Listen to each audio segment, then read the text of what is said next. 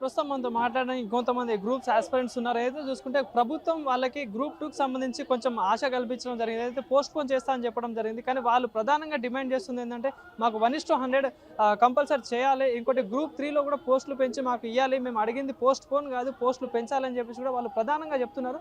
మరి మాట్లాడదాం, మరి వాళ్ళు ఏమంటారు చెప్పండి. ఈరోజు అయితే ఇంత ఇంత ప్రభుత్వం స్పందించినా కూడా ఇప్పుడు మళ్ళీ సోమాజిగూడ ప్రెస్ క్లబ్‌లో ప్రెస్ మీట్ పెట్టడానికి కారణాలు ఏంటి అసలు?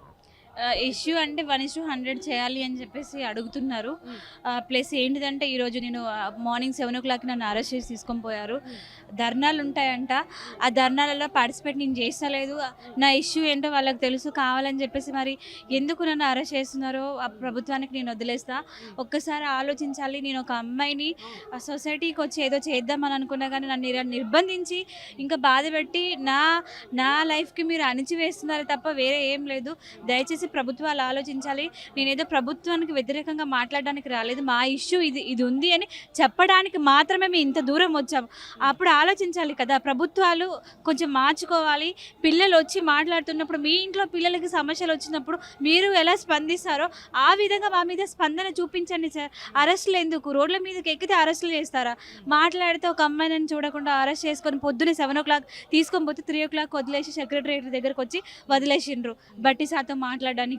సో బట్టి సార్తో మాట్లాడినా సార్ ఎట్లాంటి అంశాల మీద చర్చించారని నిన్న కూడా బల్మూర్ వెంకట్ని కూడా, ఇంకోటి చామల కిరణ్ కుమార్ రెడ్డి కానీ, మొన్ననేమో పొన్నం ప్రభాకర్ కానీ, ఈరోజు బట్టి విక్రమార్క కానీ కలిశారు. సో మరి ఎట్లాంటి చర్చలు చేశారు? సో మీకు న్యాయం జరిగేటట్టు అనిపిస్తుంది అసలు? గ్రూప్ 2 అయితే వాయిదా వేస్తున్నాము డిసెంబర్కి అని చెప్పి మా ముందు టీజీపీఎస్సీ మహేందర్ రెడ్డి సార్తో మాట్లాడిన తర్వాత ఏదైతే ఉందో ఆ వాయిదా అనేది కాదు సార్, మాకు పోస్టులు పెంచి ఎగ్జామ్ పెట్టడం అనేది ప్రధాన డిమాండ్. కాబట్టి కంపల్సరీగా ఈ ఇష్యూని మీరు తీసుకోవాలి అంటే ప్రజెంట్ అయితే పోస్ట్పోన్ చేస్తున్నాం. పోస్టుల వివరాలు అనేవి మేము కంపల్సరీగా మీ ముందు ఉంచుతాము అని చెప్పేసి అయితే డిస్కషన్ అయితే జరిగింది. మరి అది కూడా సానుకూలంగా స్పందించి పోస్టులు పెంచి మాకు ఎగ్జామ్ పెడితే మేము హ్యాపీగా ఫీల్ అవుతాము. ఎందుకంటే చాలా నిరుద్యోగులం ఇంతవరకు వచ్చి ఫైట్ చేస్తున్నాము అంటే కేవలం కొన్ని గ్రామీణ ప్రాంతాలకి పోస్టులు అయితే లేదు, 0 పోస్టులతో ఉన్నాము. కాబట్టి అన్నిటికీ న్యాయం చేశారు. డిఎస్సికి చేశారు, 1కి చేశారు, అడగకుండానే మీరు పోస్టులు పెంచారు. గ్రూప్ 2 ఇష్యూ మీదనే ఈ ప్రభుత్వం ఆ రోజు ఆ క్షణం గ్రూప్ 2 మేము యుద్ధం చేసిన తర్వాతనే ప్రభుత్వం ఏర్పడడానికి ఒక పునాది ఏర్పడింది. మరి అలాంటి గ్రూప్ 2 ఇష్యూని పక్కన పడేయకుండా మీరు మాకు పోస్టులు పెంచి న్యాయం చేస్తే ఈ ప్రభుత్వాన్ని మేము జీవితాంతం రుణపడి ఉంటాము.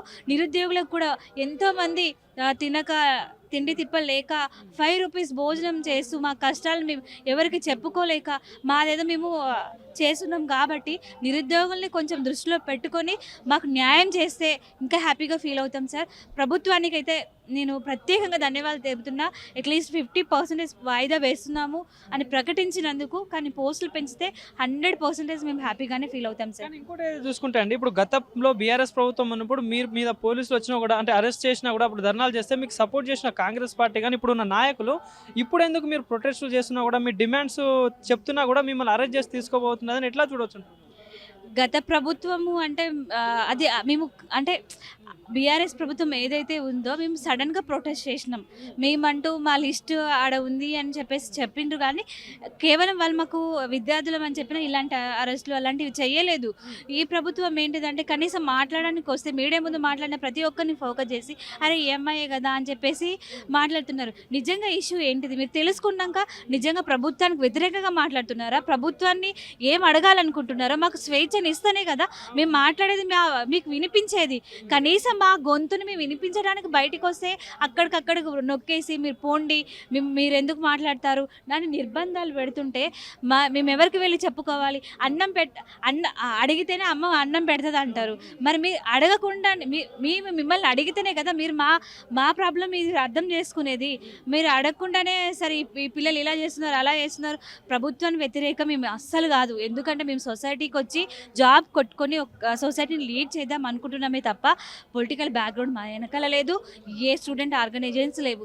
దయచేసి ఆలోచించండి. నేను ఒక యాజ్ ఏ గర్ల్ని నేను బయటకు వచ్చి మాట్లాడుతున్నానంటే కేవలం మాకు ఒక సమస్య ఉందనే మేము మాట్లాడుతున్నాం. నిర్బంధించకండి, మా సమస్యను అర్థం చేసుకోండి. మీ ఇంట్లో పిల్లలు కూడా ఉన్నారు, మాట్లాడితే ఇలా నిర్బంధాలు అనేది కరెక్ట్ కాదు సార్.